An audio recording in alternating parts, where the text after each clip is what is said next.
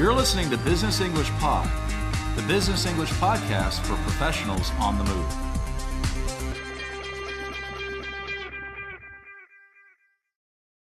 Hello and welcome back to Business English Pod for today's lesson on how to keep a conversation going while socializing at work. Before we get started, a quick reminder that a PDF transcript for this lesson, along with hundreds of others, is available on the BEP website. Premium members can also access extra resources for every lesson. To take a free trial, just head over to www.businessenglishpod.com. Some people are natural talkers. They seem to be able to start conversations and maintain conversations so easily. You might think this is an ability people are born with. Either you have it or you don't. Either you have a social personality or you don't. But conversation is actually a skill. And if conversation is a skill, then you can develop it through practice. In our last lesson, we practiced starting a conversation with someone.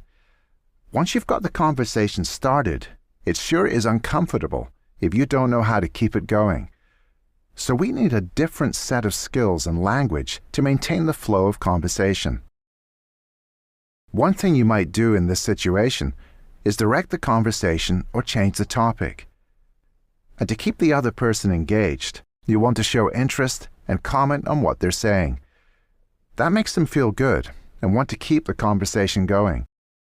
Showing interest often means asking follow-up questions and showing empathy or personal care or attention. In this lesson, we're going to go back to the first dialogue we heard in the previous lesson, which featured Penny and George. Penny and George work for an international company called Multifresh, which is hosting a conference for its employees. We'll hear how Penny develops her conversation with George.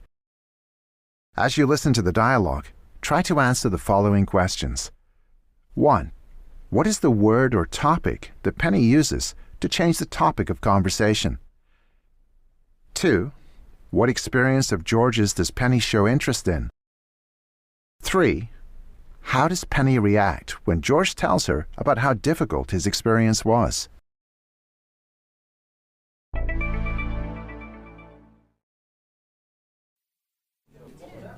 Interesting speech, wasn't it?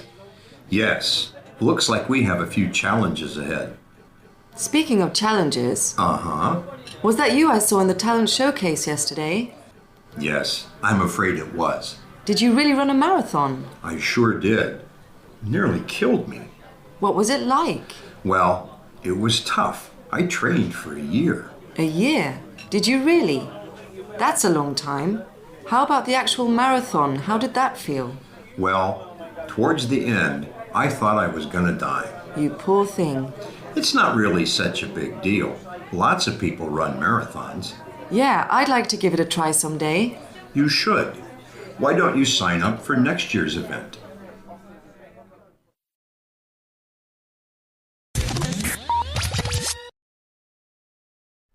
Now, let's go through the dialogue again and see how Penny maintains the conversation with George. We join them as Penny comments on a speech they have just heard at the conference. Interesting speech, wasn't it? Yes. Looks like we have a few challenges ahead. Speaking of challenges, Penny could continue talking about the speech, but as we will see, she knows that people like to talk about themselves, and so she wants to change the topic from the speech to George himself. To change the topic, we can simply use a special expression like "by the way," or we can use something the other person says. In this case, George has used the word challenge, which means a difficult experience. Penny is going to change the topic to a different challenge, so she says, speaking of challenges, as a way of transitioning to the new topic. If Penny just asked about a different topic without a transition, it would be very awkward. So let's practice some more ways of making a transition to a new topic to direct the conversation. Speaking of travel, have you done any work overseas? That reminds me. Are you working on anything new right now? By the way, I wanted to ask about your presentation. On a different note, are you planning to attend tomorrow's session? As you can hear, there are some special expressions that tell someone you want to change the topic, like on a different note. And that reminds me. So what other challenge does Penny want to ask about? Let's listen. Uh-huh. Was that you I saw in the talent showcase yesterday? Yes, I'm afraid it was. Did you really run a marathon? A talent showcase is an event where people demonstrate or talk about their special talents or skills. At the conference talent showcase, Penny heard George talk about running a marathon. Now she is showing interest in his experience. If making conversation is difficult, just remember that people love to talk about themselves. That's why showing interest in the other person and asking questions about them is almost guaranteed to keep the conversation going. Penny has asked George about running a marathon or a very long running race. She says, "Did you really run a marathon?" simply to invite him to talk more about it. What are some other ways we can show interest and invite someone to speak more? Let's try a few more examples. Oh, really? That sounds cool. Tell me more. Wow, does that make things too busy for you? I didn't know you were in that field. How did you get into it? Oh, nice. Have you enjoyed working on the project? Now let's hear about George's experience. I sure did. Nearly killed me. What was it like? George says the marathon nearly killed him. Of course, he didn't almost die. This is just something we say when an experience is very difficult. And Penny keeps the conversation going simply by asking a WH question about the topic that George is speaking about. WH questions include using who, what, when, why, where, and even how. You can think of good WH questions about any topic to keep the conversation going, and WH questions about the other person are especially effective.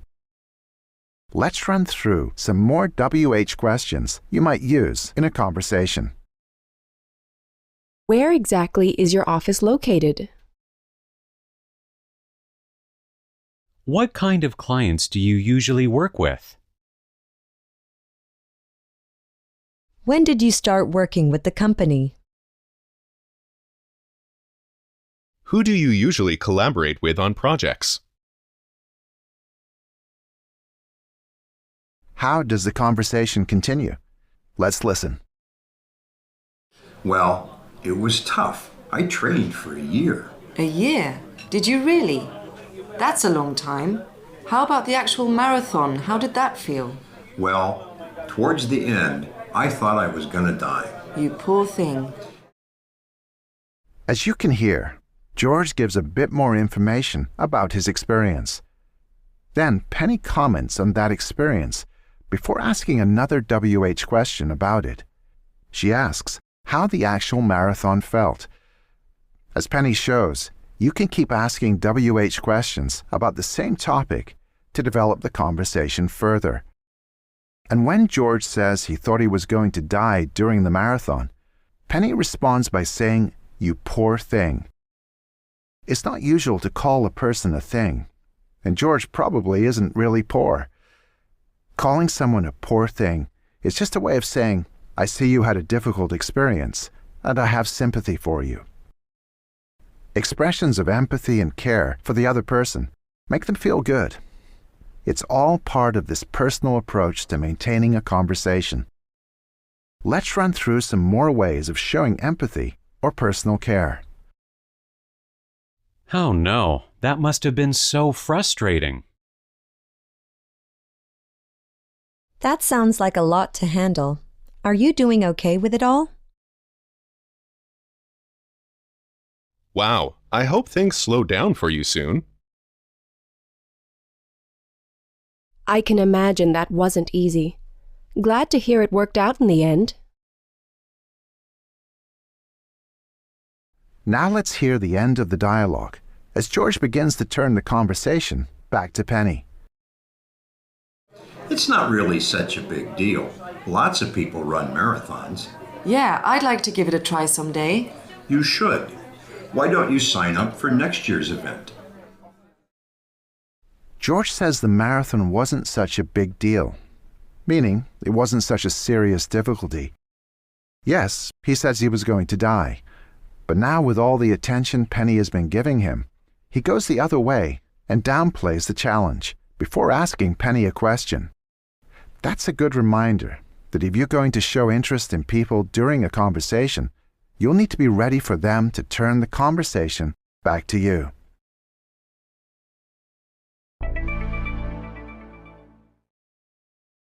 Now let's practice some of the language we learned in today's lesson. Imagine you are at a conference with a food company.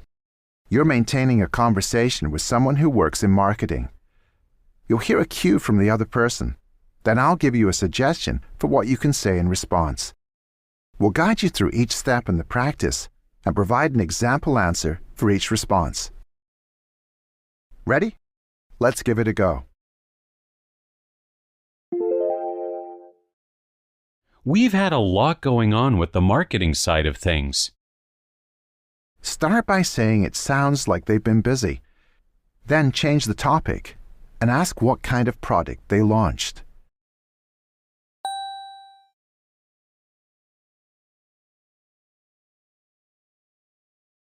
Answer.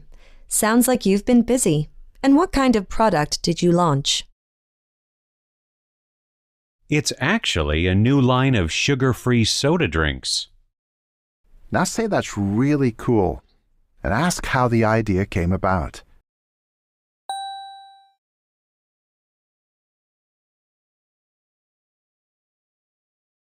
Answer.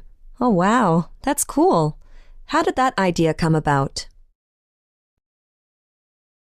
Well, we've had a lot of requests from health food companies.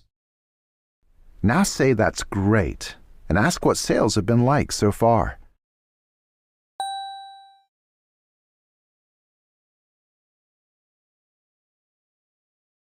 Answer. That's great. And what have sales been like so far? They've been good, but we're short-staffed. I've hardly slept because we're so busy. Finally, show personal care by saying that you can imagine it's stressful and tiring.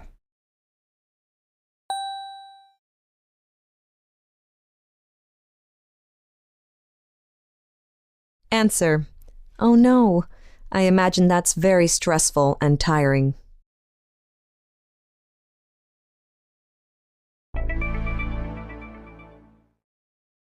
That's all for this lesson on socializing and maintaining a conversation. We've learned how to direct the conversation and change the topic. We've also looked at how to show interest in someone, how to use WH questions, and how to show empathy or personal care. For more practice, premium members can access the online resources and PDF transcripts for this and other lessons on the BEP website. Not a member yet? Then head over to www.businessenglishpod.com and sign up for a free trial to preview some of the extra resources available to members. Thanks for listening, and see you again soon.